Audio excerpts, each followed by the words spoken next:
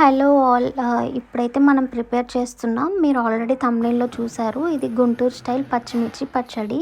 So, దానికి కావాల్సిన main ingredient అయితే ఫస్ట్ పచ్చిమిర్చి అండ్ అవి మీరు ఎంతమంది ఉన్నారో మీకు ఎంత సరిపోతుంది, ఎంత కారం తింటారన్న బట్టి అయితే మీరు తీసుకోవచ్చు. అండ్ ఒక 3 టొమాటోస్ మాకు తగినంత అయితే మేము టొమాటోస్ తీసుకున్నాం. ఒక 3 టొమాటోస్ అండ్ ఒక 6-7 వెల్లుల్లి అండ్ చింతపండు మీ పులుపుకి తగ్గట్టు.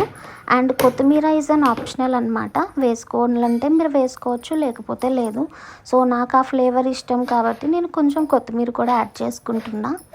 సో, ఇదైతే నిల్వ పచ్చడి అయితే అస్సలు కాదు. ఆ రోజుకి యూజ్ చేయడానికే. అండ్ ఇది బ్రేక్ఫాస్ట్లోకి బాగుంటుంది అండ్ వైట్ రైస్లోకి కూడా మీరు తినొచ్చు. వేడి వేడి అన్నంలో కొంచెం గీ యాడ్ చేసుకొని ఈ పచ్చడితో తింటే అయితే చాలా యమ్మీగా ఉంటుంది. అండ్ ఇది ఎక్కువ గుంటూరు సైడ్ వాళ్ళైతే చేస్తారు. గుంటూరు పల్నాడు ఏరియాస్ వాళ్ళైతే చేసుకుంటారు. అంటే చప్పటి పప్పులోకి కాంబినేషన్గా పచ్చిమిర్చి పచ్చడి, లేదు అంటే ఏదైనా ఫ్రై టైప్ ఆఫ్ ఫ్రైస్ చేసుకునేటప్పుడు దానికి కాంబినేషన్గా అయితే ఈ పచ్చడి అయితే చేసుకుంటారు. సో, మేము కూడా ఎక్కువ ఈ పచ్చడే చేసుకుంటాం. లైక్ వారంలో 5 డేస్ ఈ చట్నీనే ఉంటుంది. ఒక 2 డేస్ మాత్రమే పల్లీ చట్నీ అండ్ కొబ్బరి చట్నీ అయితే మేము చేసుకుంటాం.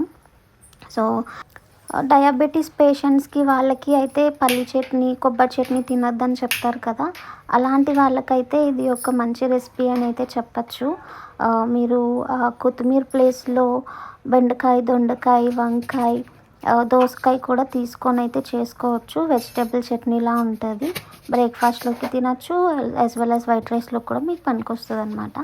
సో, నేనైతే ఇప్పుడు ఆయిల్ తీసుకొని హీట్ చేసుకున్నా. ప్యాన్లో ఆయిల్ కూడా హీట్ అయిపోయింది. తర్వాత పోపులు వేసాను. నేను అలా ప్లేట్ ఎందుకు పెట్టాను అంటే ఆయిల్లో పోపులు వేసినప్పుడు చిటపట అని మొత్తం గ్యాస్ స్టవ్ చుట్టూ ఆ ఆయిల్ స్ప్లిట్ అవుతుంది కదా, అది మళ్ళీ దాని మీద పడి జిడ్డుగా అనిపిస్తుంది అని చెప్పి ఆ పోపు చిటపట అయిపోయినంత వరకు ఆ ప్లేట్ అయితే కాసేపు అలా కొంచెం గోల్డిష్ బ్రౌన్లో ఫ్రై అయినంత వరకు అయితే అది అలా పెట్టేసి ఉంచుతాను.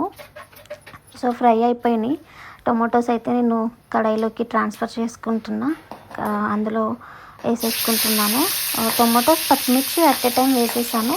తర్వాత ఒక 1 మినిట్ ఆ టొమాటోస్, పచ్చిమిర్చి కొంచెం మగ్గే వరకు నేను సాల్ట్ అయితే యాడ్ చెయ్యను. ఎందుకంటే అవి కొంచెం అలా కలుస్తాయి. టొమాటో పచ్చిమిర్చి అలా కలిసిన తర్వాత సాల్ట్ అన్నది ఒక 1 మినిట్ తర్వాత అయితే నేను యాడ్ చేసుకుంటా ప్రతిసారి అంతే. సో, అదైతే టొమాటో పచ్చిమిర్చి వేసిన తర్వాత ఒక 1 మినిట్ అయితే ఉడకబెట్టుకుందాం మూత పెట్టుకొని. తర్వాత ఈలోగా వెల్లుల్లి రెబ్బలైతే నేను తీసుకున్న, తొక్కు ఉంటుంది కదా వెల్లుల్లి, అవి తీసేసుకొని వెల్లుల్లిపాయలు వేసేసాను. అండ్ చింతపండు కూడా వేసేసుకొని కొంచెం సాల్ట్ అయితే మా టేస్ట్కి తగ్గట్లు సాల్ట్ యాడ్ చేసుకున్నాను. సో, మీకు కావాలంటే మీ టేస్ట్కి తగ్గట్టు మీరు సాల్ట్ యాడ్ చేసుకోవచ్చు. అండ్ కారం కూడా, పచ్చిమిర్చి కూడా మీరు తినే కారం బట్టి అయితే మీరు పచ్చిమిర్చి యాడ్ చేసుకోండి. టొమాటోస్ కూడా ఒక ఎగ్జాంపుల్ ఒక 4 పచ్చిమిర్చి తీసుకుంటే అది కారం ఎక్కువ ఉంటుంది అనుకుంటే ఒక 5 టొమాటోస్ తీసుకోవచ్చు. లేదు కారం తక్కువ ఉంటుందంటే దాన్ని ఈక్వల్గా కూడా మీరు తీసుకోవచ్చు. సో, అదైతే ఉడకబెడుతున్నా. ఈలోగా ఏంటంటే మేము బ్రేక్ఫాస్ట్లోకి కదా ఆ చట్నీ చేసుకున్నాం. సో, దోశ బ్యాటర్ని నేను గిన్నెలోకి అయితే ట్రాన్స్ఫర్ చేసుకుంటున్నా. ఎందుకంటే దోశ బ్యాటరు ఫ్రిడ్జ్లో మేము స్టోర్ చేస్తాం కాబట్టి ఆ దోశ బ్యాటర్లో మొత్తం సాల్ట్ కలిపి అలా స్టోర్ చేసుకొని అది ఒక టైప్ ఆఫ్ స్మెల్ వస్తుంది సాల్ట్ యాడ్ చేసి స్టోర్ చేసుకోవడం వల్ల. అందుకోసమని నేను ఎప్పుడు సాల్ట్ మొత్తం బ్యాటర్లో అయితే యాడ్ చేయను. మాకు ఎంత క్వాంటిటీ అయితే కావాలి, మాకు ఎన్ని దోశలు అయితే సరిపోతాయి అన్నది ఆ కొంచెం బ్యాటర్ మాత్రమే గిన్నెలో ట్రాన్స్ఫర్ చేసుకొని అప్పుడప్పుడు సాల్ట్ యాడ్ చేసుకొని అయితే మేము దోశలు పోసుకుంటాం. సో, ఆల్మోస్ట్ టొమాటో అండ్ పచ్చిమిర్చి అయితే ఉడికింది. సో, పక్కకు తీసేసుకునే ముందైతే నేను కొత్తిమీర అలా జల్లడం వల్ల ఏంటంటే కొత్తిమీర మరీ ఎక్కువగా ఉడకదు, మరీ తక్కువగా ఉడకదు అండ్ ఆ స్మెల్ కూడా పోకుండా ఉంటుంది. సో, టొమాటో పచ్చిమిర్చి ఇలా మరీ స్మాష్ అవ్వకూడదు, మరీ డీప్ ఫ్రై అవ్వకూడదు. కొంచెం వాటరీగా ఉంటేనే కొంచెం చట్నీ కూడా మంచిగా గ్రైండ్ అవుతుంది అనమాట. ఎందుకంటే మనం అందులో ఎటువంటి వాటర్ యాడ్ చేసుకోము. ఓన్లీ ఏదైతే ఆయిల్, పోపు, టొమాటో, పచ్చిమిర్చి, వెల్లుల్లి, చింతపండు అండ్ కొత్తిమీర అవి మాత్రమే యాడ్ చేస్తాం. ఇంకేమైతే యాడ్ చేయం. ఎక్స్ట్రా పించ్ ఆఫ్ వాటర్ కూడా యాడ్ చేయం. సో అలానే చేసుకుంటాం కాబట్టి కొంచెం టొమాటోస్ కొంచెం లైట్గా వాటరీ ఉండేటప్పుడు పక్కకు తీసుకుంటే బెస్ట్.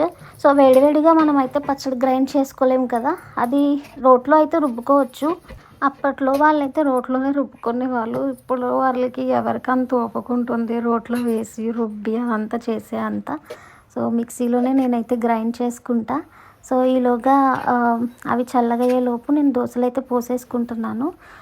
దోశలు పోసేసుకుంటూనే అది కొంచెం చల్లగా అయిన తర్వాత మిక్సీ జార్ తీసుకొని మిక్సీ జార్లోకి అయితే టొమాటో, పచ్చిమిర్చి ఏమైతే ఉడికించామో అవైతే నేను మిక్సీ జార్లోకి ట్రాన్స్ఫర్ చేసుకుంటున్నా గ్రైండ్ చేయడానికి. అండ్ దోశలు కూడా అయితే ఫినిష్ అయిపోయినాయి, కంప్లీట్ అయిపోయినాయి దోశలు కూడా. సో ఇలా అయితే ట్రాన్స్ఫర్ చేసుకొని ఇప్పుడైతే నేను మిక్సీలో గ్రైండ్ చేస్తున్నాను చట్నీని. సో ఎక్కువ సార్లు కూడా మనమేమి గ్రైండ్ చేయని అవసరం లేదు. జస్ట్ వన్ టైం వంటి స్పీడ్లో పెట్టి మనం గ్రైండ్ చేసుకుంటే అది వెంటనే పేస్ట్ అయిపోతుంది. మనకి ఎక్కువ టైం కూడా గ్రైండ్ చేసుకోవడానికి టైం తీసుకోదు. సో అలా అన్నమాట, కంప్లీట్ అయిపోయింది. సో మనం ఇప్పుడు వెంటనే ఆ మిక్సీ జార్లో నుంచి గిన్నెలోకి ట్రాన్స్ఫర్ చేసుకోవడమే. చాలామంది ఏం చేస్తారంటే ఫస్ట్ పోపు పెట్టుకోకుండా ఓన్లీ పచ్చిమిర్చి, టొమాటో ఉడకబెట్టుకున్న తర్వాత లాస్ట్లో మిక్సీ చేసుకున్న తర్వాత పోపు వేసుకుంటారు. బట్ నేనైతే ముందుగానే పోపు కూడా వేసేసుకొని గ్రైండ్ చేసుకున్నా. కంప్లీట్ అయిపోయింది చట్నీ. సో మనం సర్వ్ చేసుకొని ఇప్పుడు దోశలోకి అయితే టేస్ట్ చేసేద్దాం. సో నేనైతే తినేస్తున్నాను. అండ్ మీరు కూడా ఈ రెసిపీని ట్రై చేయండి. టొమాటో, పచ్చిమిర్చి అండ్ వెల్లుల్లి, చింతపండు అయితే కామన్ థింగ్. ఆ కొత్తిమీర నేను యాడ్ చేసుకున్నాను కదా, ఆ ప్లేస్లో మీరు దొండకాయ, బెండకాయ ఏ వెజిటేబుల్ అయినా మీరు యాడ్ చేసుకొని, దుంపలు తప్ప ఎటువంటి వెజిటేబుల్ అయినా యాడ్ చేసుకొని అయితే ట్రై చేయొచ్చు. తినడానికి చాలా బాగుంటుంది. రైస్లో కూడా తినచ్చు, బ్రేక్ఫాస్ట్లో కూడా తినచ్చు. సో యాజ్ యూజువల్ బ్రేక్ఫాస్ట్ అయిన వెంటనే కాఫీ తాగాలి, నాకు అలవాటు. మరి ఎంతమందికి అలవాటు ఉందో లేదో నాకు తెలియదు. నేనైతే బ్రేక్ఫాస్ట్ అయినప్పుడు కాఫీ రోజుకి 1 టైం అయినా తాగుతాను. బట్ మార్నింగ్ లేవగానే ఎంప్టీ స్టొమక్తో అయితే తాగను.